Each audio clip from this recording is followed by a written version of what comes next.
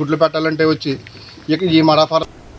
ఇక వార్త వివరాల్లోకి వెళ్తే కాకినాడ జిల్లా తాళ్లరేవు మండలం నీలపల్లి పంచాయతీ చెక్పోస్ట్ సమీపంలో మరళీనగర్ వద్ద అర్ధరాత్రి హత్య జరిగింది.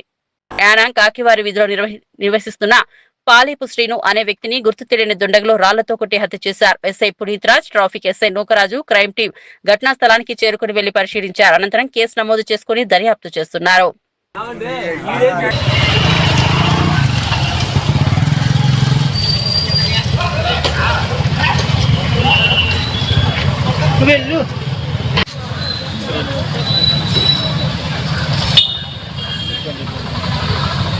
క్యాస్ట్ ఏంటి? ఏ ఊరు?